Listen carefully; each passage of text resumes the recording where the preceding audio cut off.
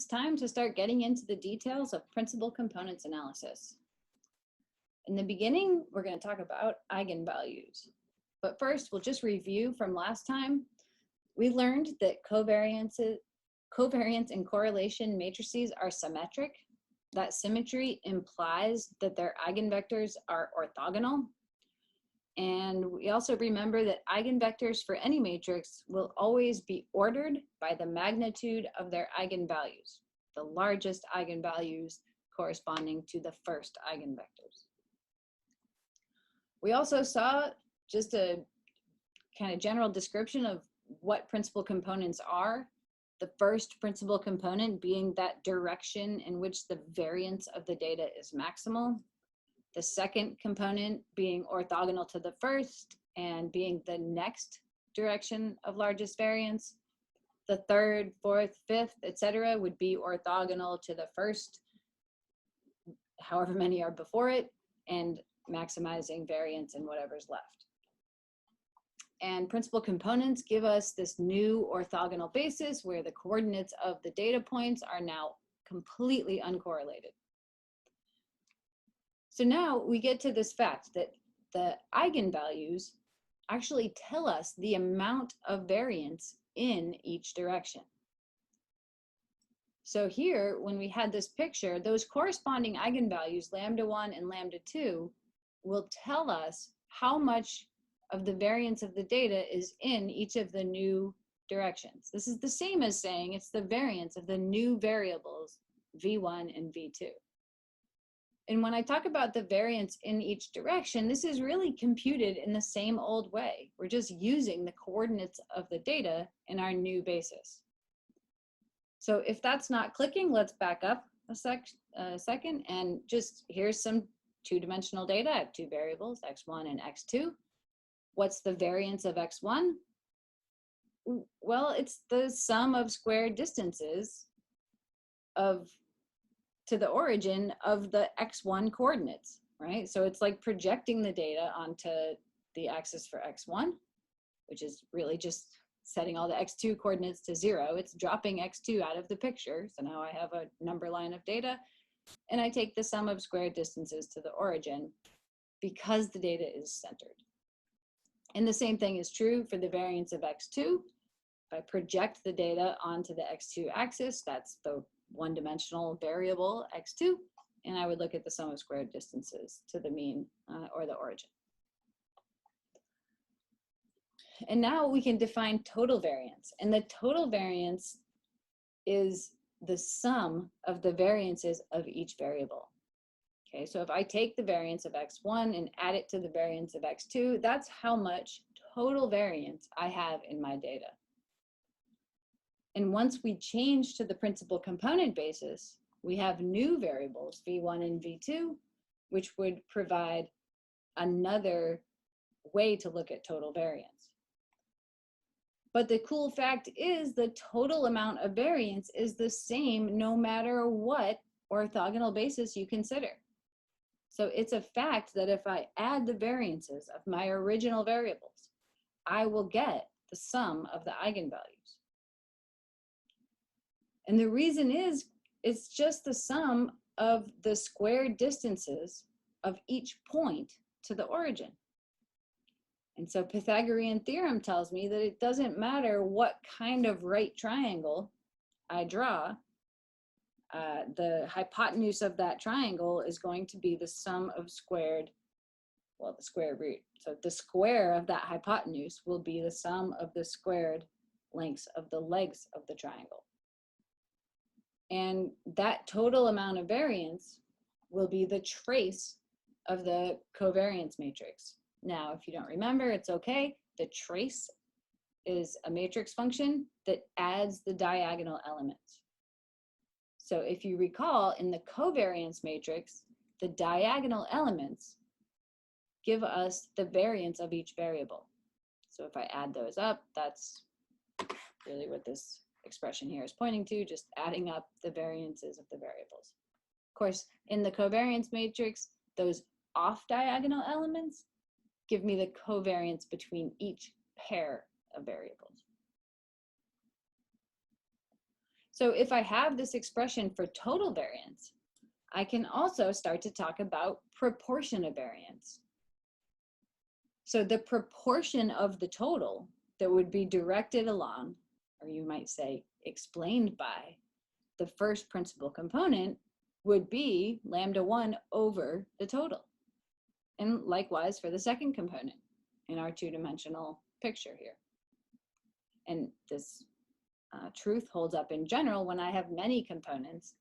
Each eigenvalue gives the variance of that component.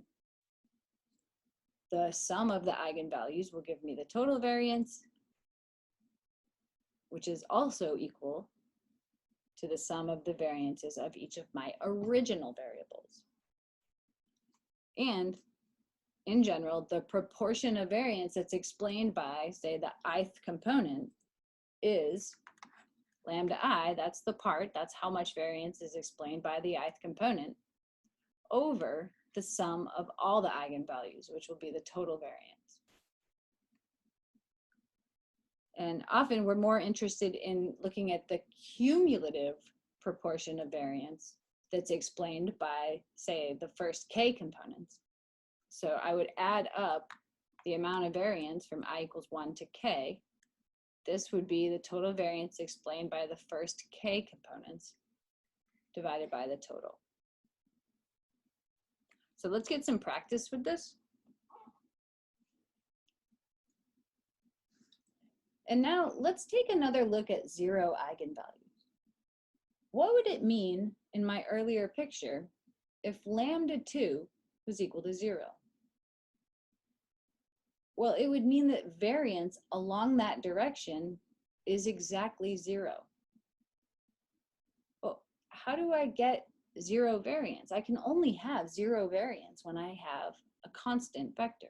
So that means that all of the coordinates along that direction are exactly the same. That also means that those original variables x1 and x2 are perfectly correlated. The data is essentially one-dimensional. So V1 alone explains 100% of the variation in x1 and x2. When I say it explains 100% of the variation, it means I get a perfect representation of that data using just one coordinate along that V1 axis. 100% of the information means that all of the relationships between data points will be perfectly preserved. All the distances from the origin and from each point to every other point. Now this will only happen, honestly, when you've made a mistake, when you've put the study time in hours and the study time in minutes into the same data set.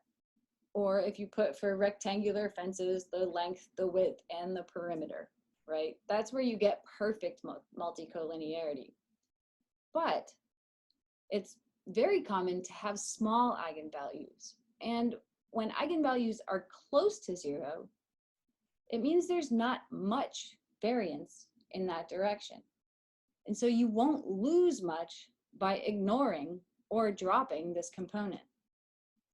Dropping components implies an orthogonal projection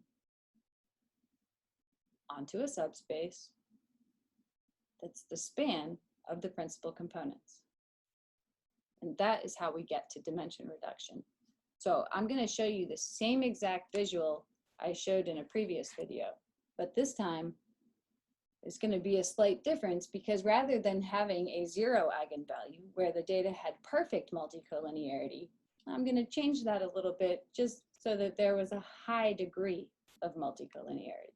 Once again, I have this three-dimensional data plotted, and when I rotate it on its side, I see that it's no longer forming a perfect plane, but I also see that there's really not much variance in that direction. And I think you could agree that if I were able to take, something of a steamroller and flatten that data out along that direction here, I wouldn't lose that much information.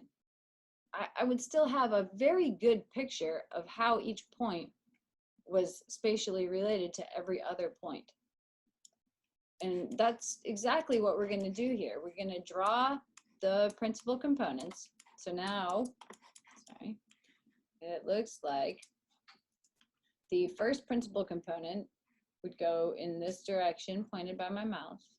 The second principal component is orthogonal to that one, looks like it goes in this direction. And then the third principal component would come out of the computer screen or down below this surface. So the third principal component is along that direction. And so if I were to drop that component out of the picture, what I do is I orthogonally project this data onto a plane, which is kind of like giving it a rolling pin right here on this angle. And I'm left with this two-dimensional projection of the data. Now, the last thing I want to talk about, and this is something that always comes up as a question, is how do we determine how many components to drop? And that's a very good question and one that doesn't have an answer. You'll find that most of the questions you ask in data science don't have one best answer all the time. If they did, we would only teach you that one thing. But it's kind of the fundamental theorem of data science that nothing works best all the time. A very common way to start is to plot the eigenvalues. So here it's just the eigenvalue along the y-axis and which component it is along the x-axis. So the first eigenvalue is a little more than 6. The second eigenvalue is about 4.5. And as the components go on, the eigenvalues should certainly decrease because we order the components by their eigenvalues. And we're looking for an elbow in this curve, a place where the kind of the return and variance you get for using an additional component starts to diminish. So, you know, in this graph, someone could make a sound argument for taking the first 3 components or the first 4, perhaps even the first 5. But somewhere in here is the elbow of this curve.